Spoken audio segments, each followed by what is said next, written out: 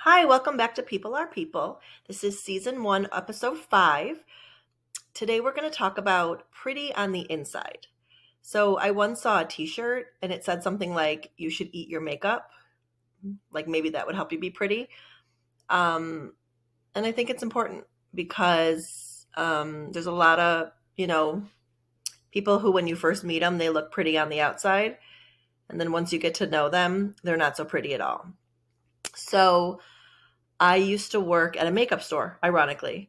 I was like in a management position and I was working 60 hours a week. I made great money for an 18-year-old woman.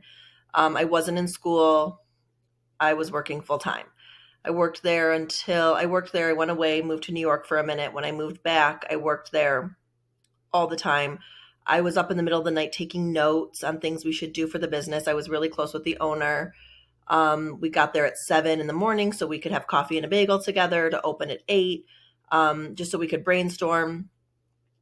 I treated that like my own business. I actually went in on my day off once and I was picking up a concealer jar, which was a glass jar that had a bunch of concealer in it. And I was moving it because, I wanted to clean and do everything, even though it wasn't even my day to be there. And the glass gave out and it broke and it severed my tendon in my thumb. So I was a committed employee. This was a career at the time. Um, a girl I had gone to middle school with who was very prim and proper.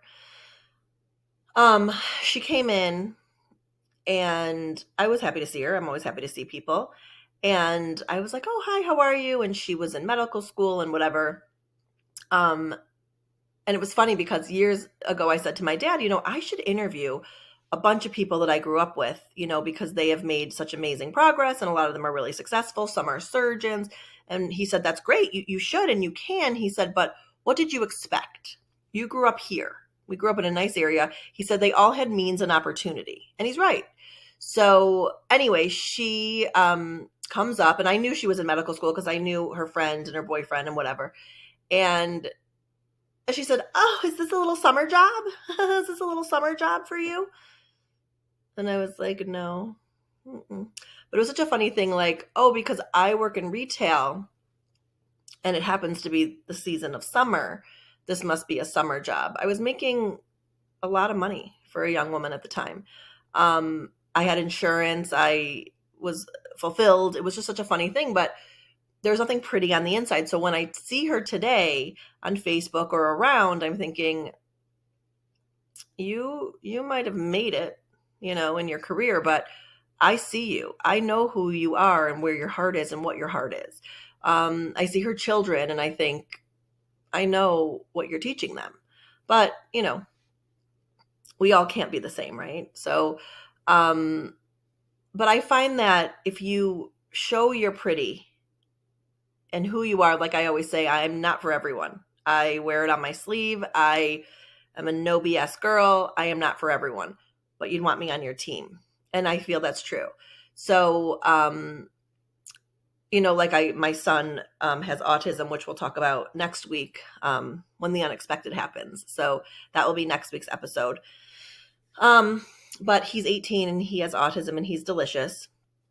And we'll talk a little bit about the not so pretty on the inside when it comes to that as well next week. But we go to the same diner style restaurant several times a week. We went to a different location, and now we go to a new location, but we've been going for a long time. When the cooks see him come in, they're already starting his meal.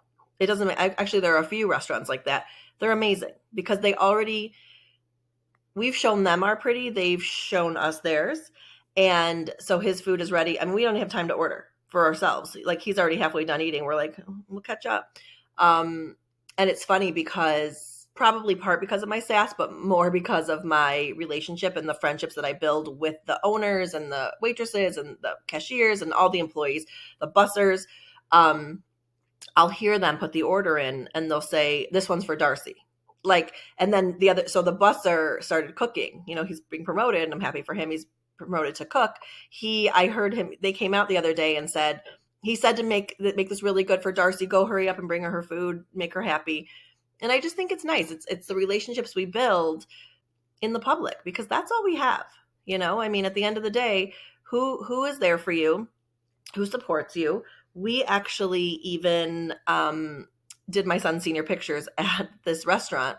It's a Leo's Coney Island, and it's just like a diner. And we did his senior pictures there, and it was fun. And they took care of us that day, and they're just always grateful for us, and they do everything they can for us. And I think that it really says, everything about you, and how you treat people. So I don't always experience that, and I do have some sass.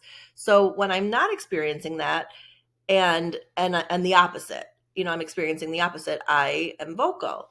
And so I went to Whole Foods, and I got they have these chocolate bars that are supposed to be, it's dark chocolate, but it's has like less lead in it, and it's just even better for you. So if you're going to be conscious and you're going to have dark chocolate instead, a woman I work with for nutrition, she said this is a better choice. So I don't generally shop at Whole Foods. So I go to Whole Foods, and they have like the starter pack. I said, well, let me try it. So the woman at the cashier was so sweet, and she said, did you know if you use your Amazon Prime, you get a discount and blah, blah, blah. So I knew that it was tracked on my Amazon account. Again, I don't shop there, so I didn't know. So it was very cool. I only go there to return packages for Amazon. So there were like, let's say 6 of these like discs of chocolate. So I don't know. I hadn't taken them out. I was going in order. And one day I said, well, let me see all the flavors. It was like a Christmas starter pack. So I take them all out.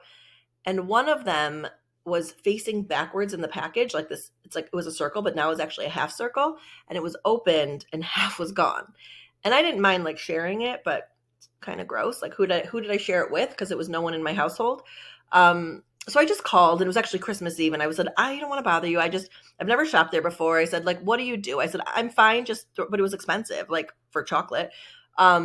And I was like, I was just wanted to let you know this is what I found. And she said, you should absolutely bring it back. And I said, well, I can save it, because I was going to throw it away.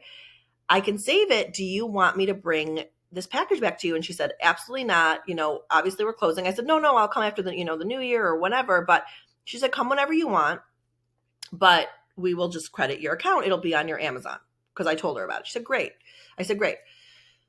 So a couple days later, maybe like the 28th or 29th, like when everything chilled out, I went in there to return a package, and I said, while I'm here, so I go to this lady at the customer service desk, and I said, I know this is so weird. I don't even know who I spoke with. She said she was a manager, but this is the story. And she's like, well, where's your receipt?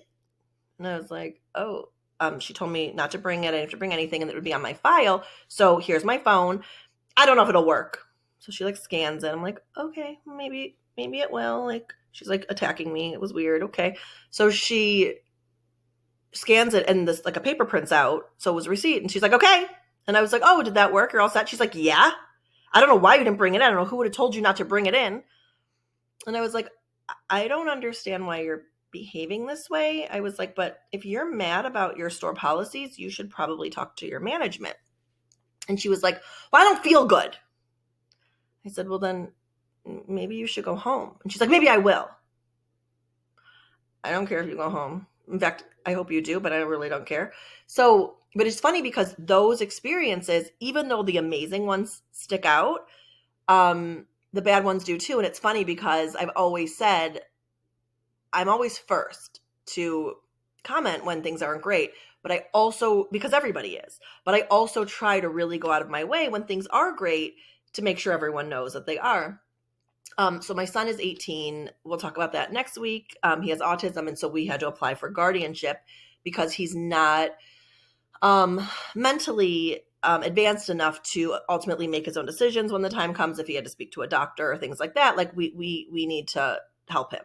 So I go to the, and it's scary. Like, it's a big process, and you're aware of it since they're little. You sort of know the path they're on, and you know what you're going to need to do, but there's a lot of moving parts, and it's scary. And so then you're going to like court, and they don't know you, and you don't know how they're going to act. And it worked out great. Everyone was great for the most part.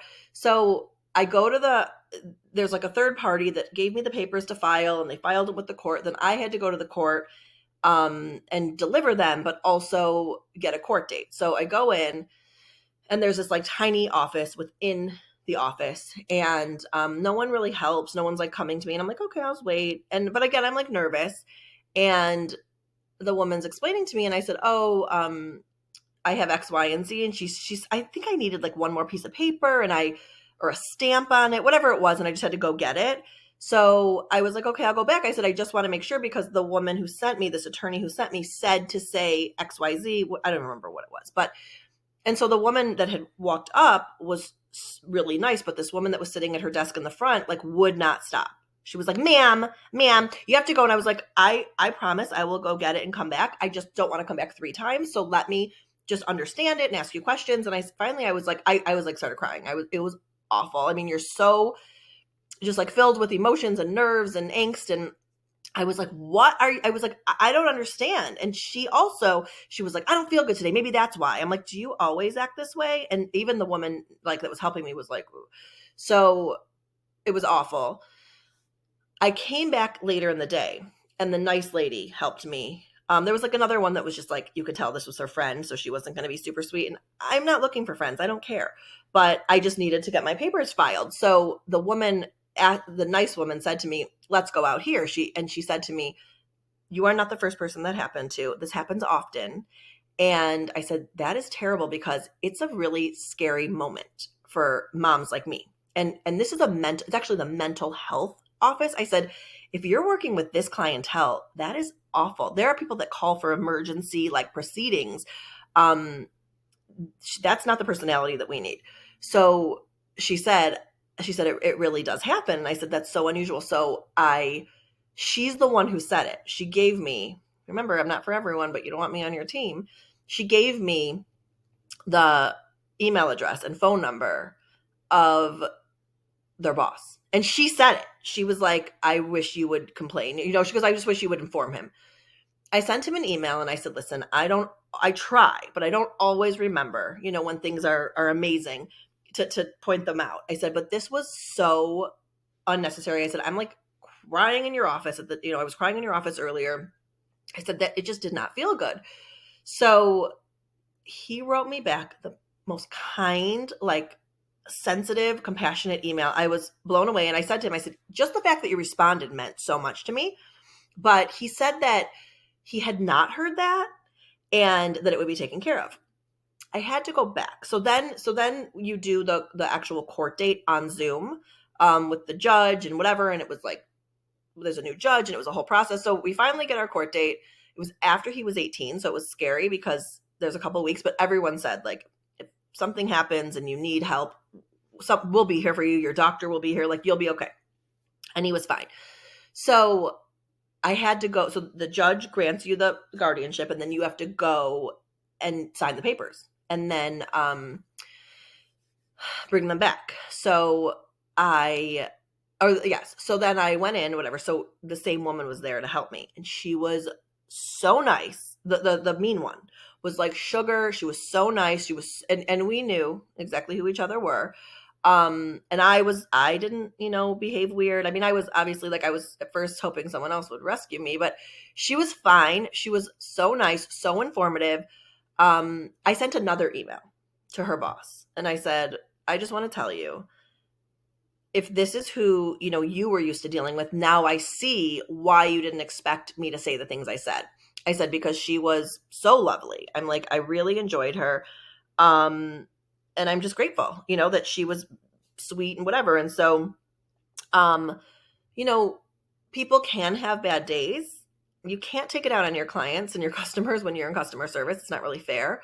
But it was nice to see this other side of her, because she was gross the first time, but she was really cute the next time.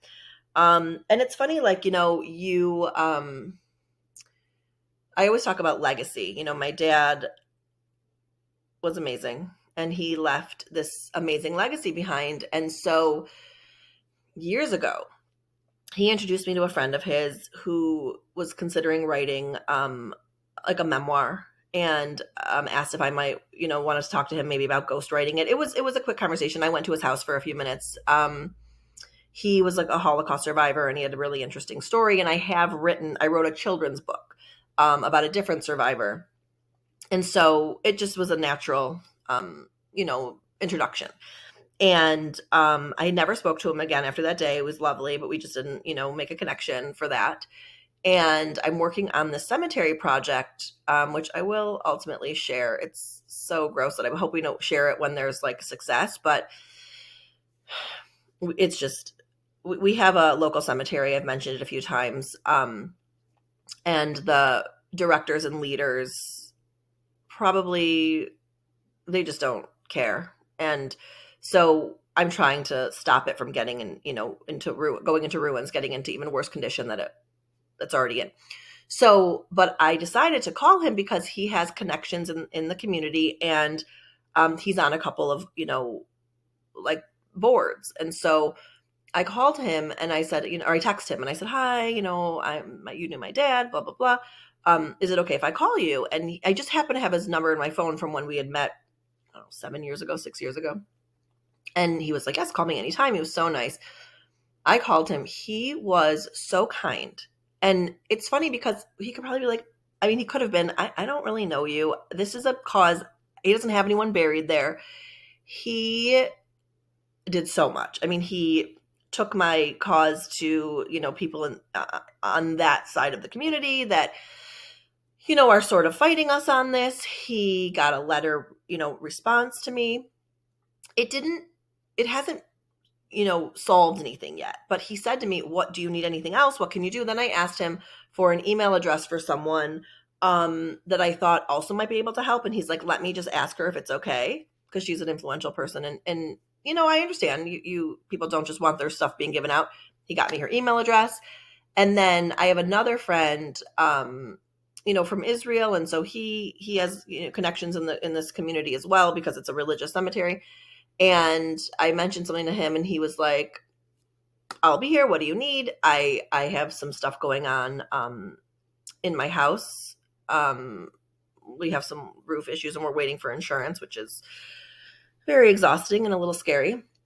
And he's like, what do you need? I'll be there. I've been through this. And it's just funny when you make these connections for other reasons. One of them owns a store. One knew my father.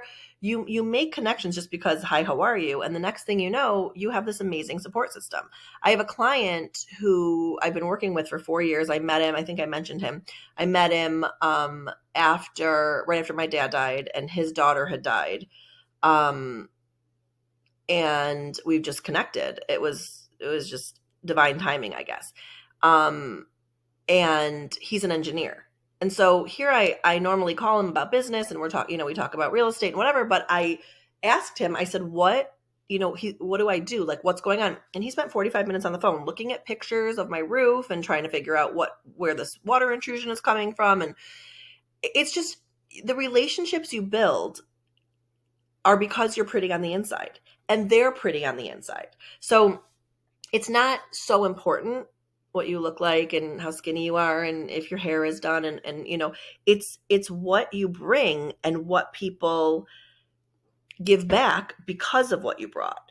And I just think it's knowing how to stay connected. And I've had friends over the years that are more reserved or even shy, and they're like, oh, they're not nice. Someone will tell you, oh, you're friends with her, she's not nice, and I'm like, no, she's shy. She's, so it's not as easy for everyone to make these connections. But I do think we can all show our pretty. You don't have to, be as outgoing. Obviously, you can still be a shy person and show you're pretty. When you go into a store, you can greet people, you can talk to people. I get clients in line at Little Caesars. I got a client at McDonald's. I've hired, help people. I've actually 2 waitresses from places that I've gone in work, at our office. We all work together. You build these relationships and you bring them with you. And that's, to me, what it's about. It's who, we don't know how long we're here. Who is here with you and for you, while you're here. And then when times are hard, like your father dies unexpectedly and people bring your kid's favorite chicken strips, or bring you a book on grief, or send you what is it? Like a wind chime. That was like the most.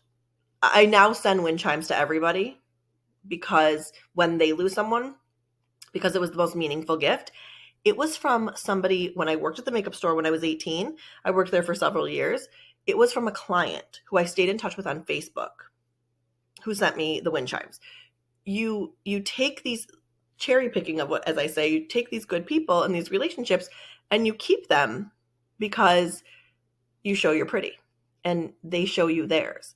And so I just want to remind everyone that in the climate we're in, there's a lot of different opinions. There's a lot of political opinions. There's war. There's, you know, there's just, it's a heavy time right now. I recently said to one of my sisters, I said, I like want to go out to lunch with someone who's like living their best life, that has like everything amazing to talk about right now. And I can't really find anyone because everyone has stuff. Everyone's always going through something. Um, and I like, you want to look for someone who has like so much joy that it just would rub off on you. But while we're all experiencing what we are right now, I mean, you turn on the news, you go anywhere. I mean, we all have this heavy around us. I mean, your roof is leaking, those kinds of things. It is nice to see the good and see the pretty and show yours. So just make sure that you stay pretty on the inside.